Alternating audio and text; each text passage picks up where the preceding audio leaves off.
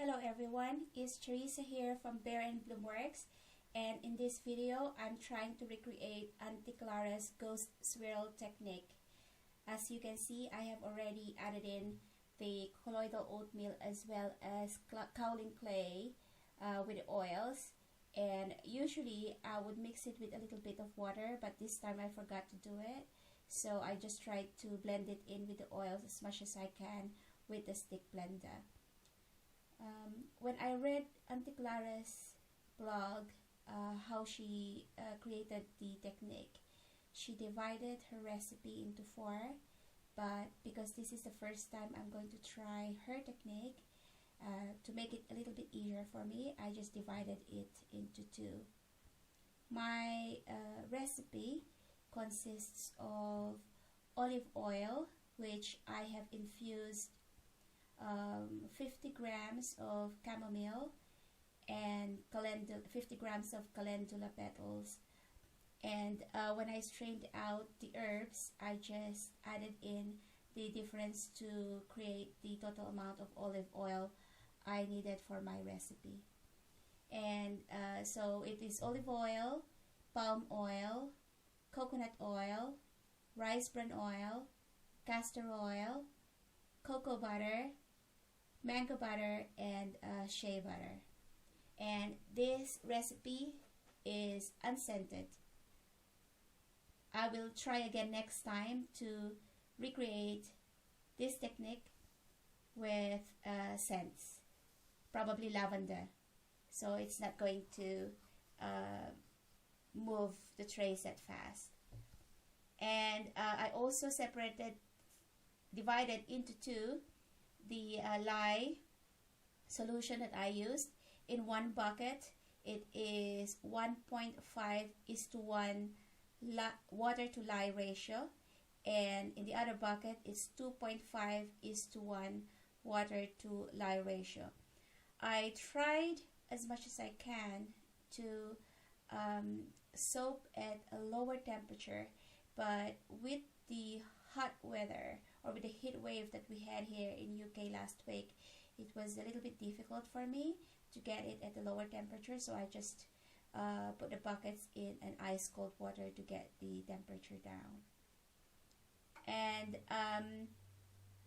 in what I did was, when I mixed the lye with the oils, I actually poured the lye too fast, the lye solution too fast, and it created bubbles when in the bucket, so I tried to hand stir it out.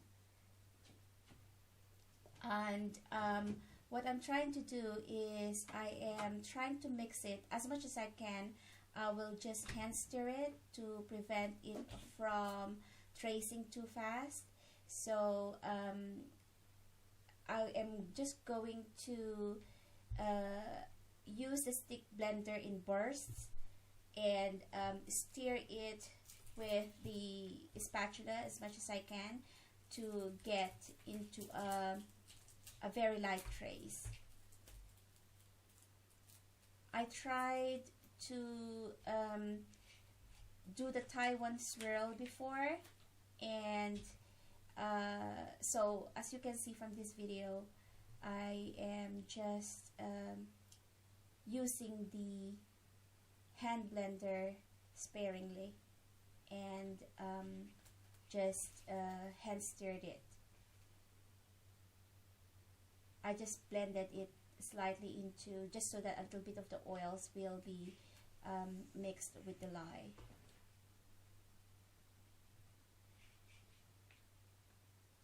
It actually took me a while stirring by hand to get to light trays.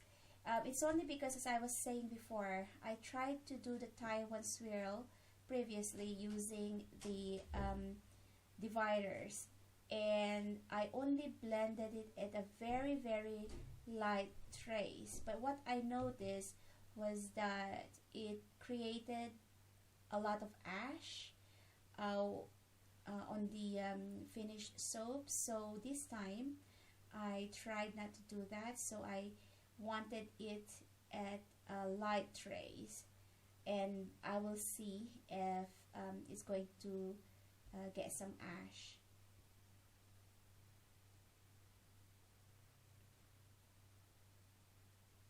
So I just stirred it and stirred. It actually took me a while to get at trays that I was happy to pour it into the mold.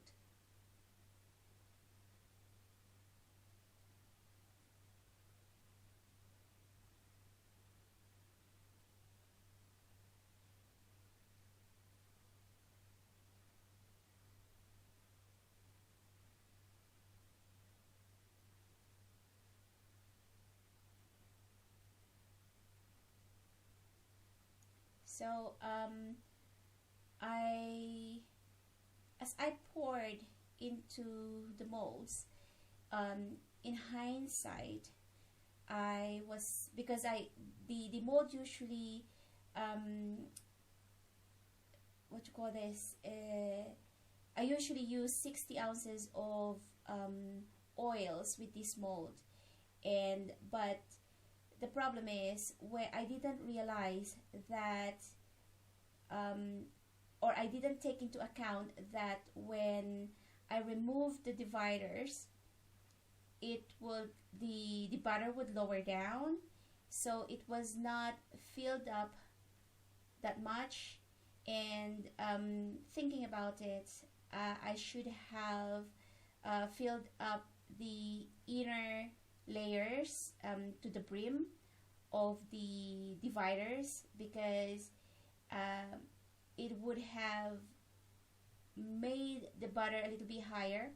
And I only realized that after I have taken the dividers out, because there was still a lot of soap butter left in the buckets, and it was a shame that I didn't manage to use them. But I just filled up 3 individual silicone molds with the leftover butter in the buckets.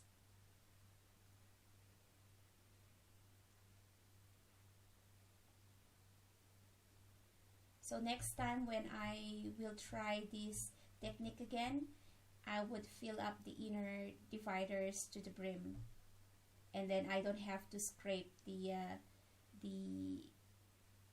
soap butter that was sticking in the dividers.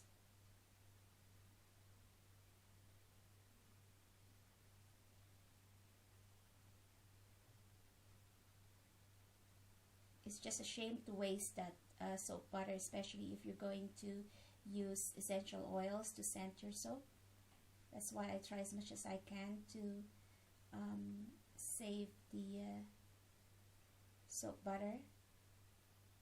Just scrape them in. But it's actually messing up with the design when you scrape it. So next time when I do this technique again, I will not scrape the dividers.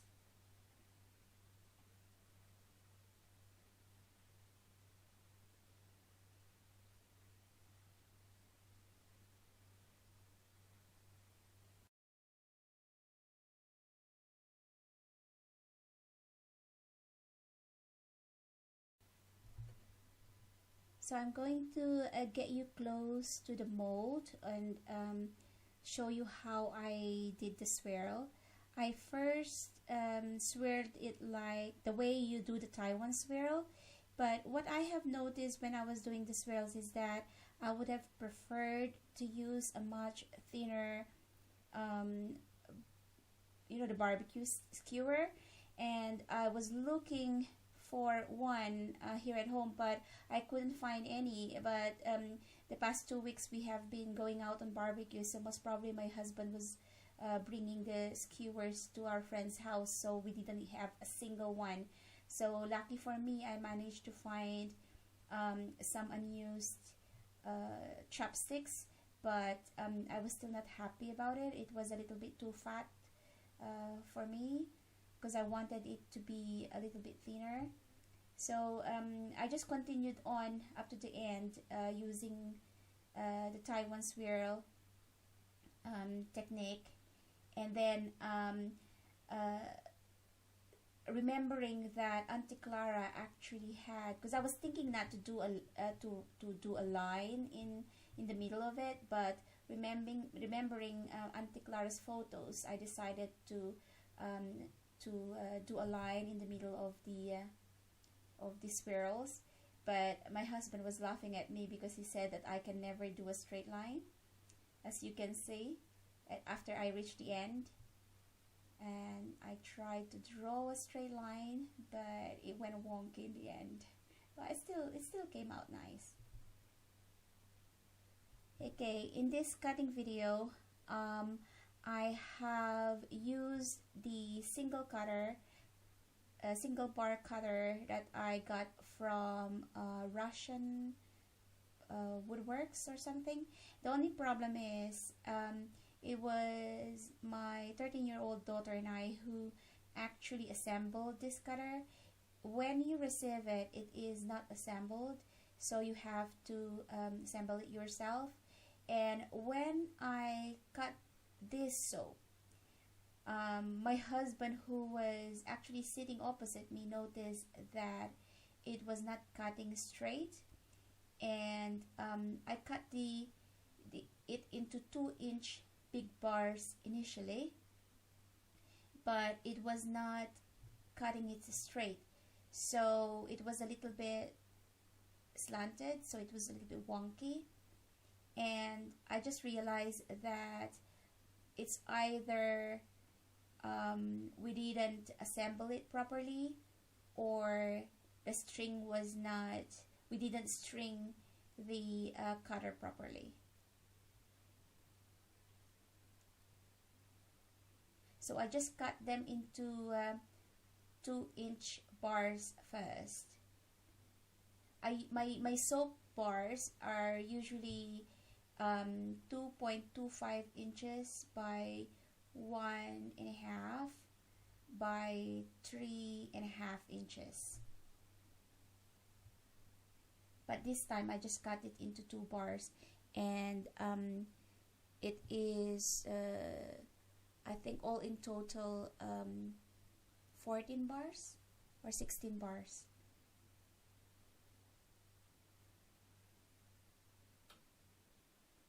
So I tried to use this same single bar cutter to divide to cut these big bars into 2, and because usually I didn't want to waste that much soap, but as you can see, it was not that straight.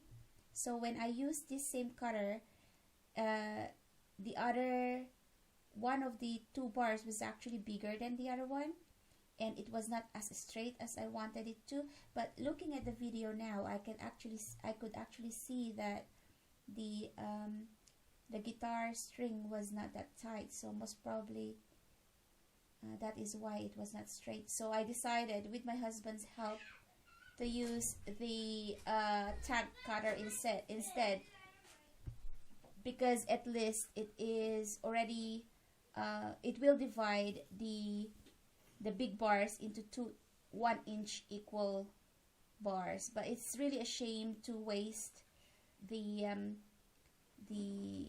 extra soap that was shaved off, because I don't usually shave it,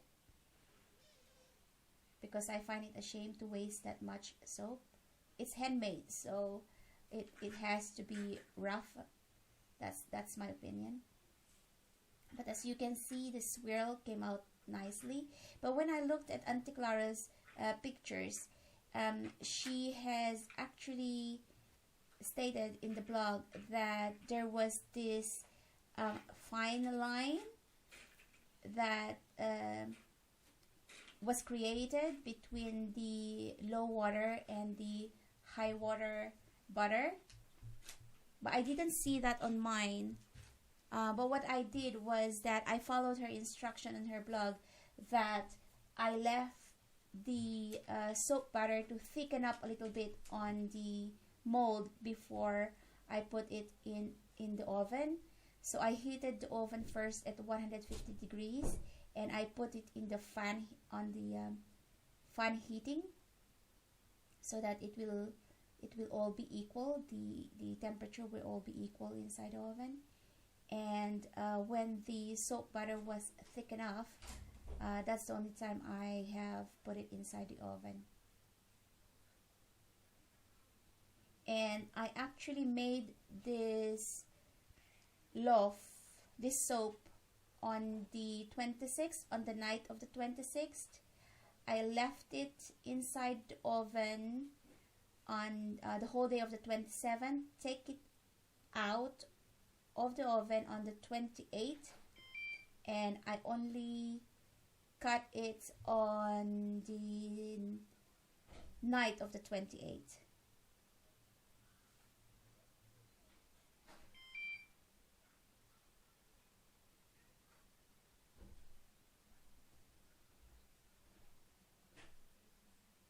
I'm very satisfied with how I made my first attempt in using Auntie Clara's technique. You know, thinking of reflecting on how I made this soap the first time, I know now what to do the next time I will try to create this technique again. And I know now as well what to do if I'm going to use this technique with scents. I will just hand blend them with just a short burst of the stick blender and do it at a light, very light trace. Thank you very much for watching, and I hope to see you next time. Bye bye.